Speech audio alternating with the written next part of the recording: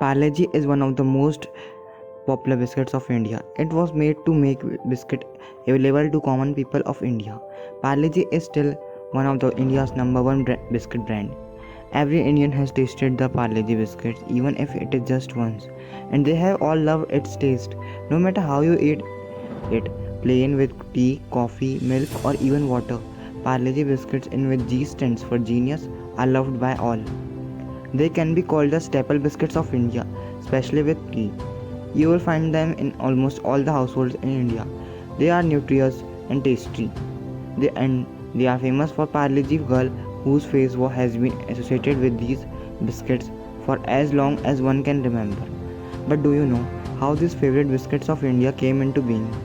Parle-G, the beginning of an endless era. In 1929, Mohanlal Dayal Chauhan, who was a trader of silk based in Mumbai, bought an old factory to manufacture confectionery such as boiled sweets. He was highly inspired by the Swadeshi movement, which promoted the production of use of Indian goods.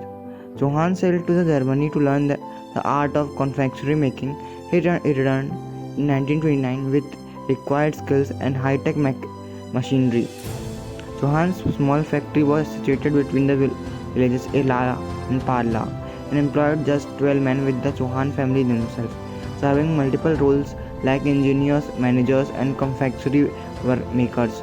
The work at the factory used to be hectic, that is believed that founders forgot to name it, and with time it came to be known as Parle.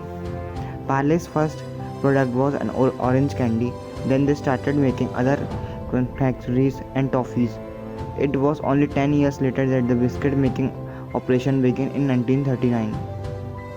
Back then, biscuits were the only for elite classes as they were mostly imported and expensive. To counter this trend, Parle launched Parle Gluco, which was affordable biscuit meant for the consumption of common people. Since it was made in India, it was cheap and accessible. Made in India meant for Indian palates and accessible. It quickly became very popular among Indians. It also became British India's army go-to biscuit during the World War II. However, due to severe shortage of wheat in 1947 due to partition, production of Parle Gluco biscuit had to stop for a while.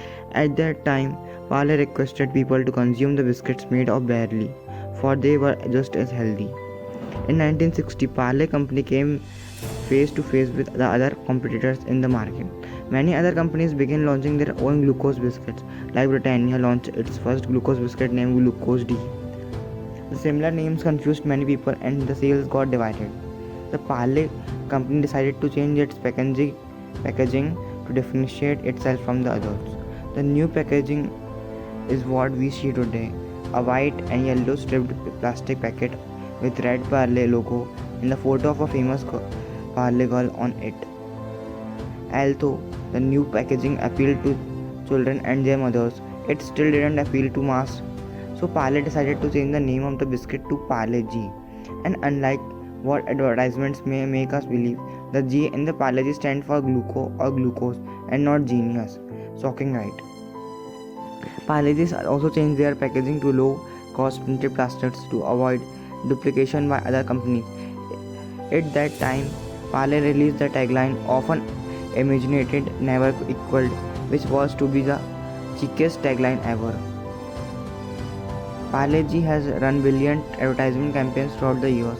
The taglines have changed, yet their reasons remains the same. Parle with the time has also ventured into philanthropist efforts, helping various children across the nation achieve their dreams.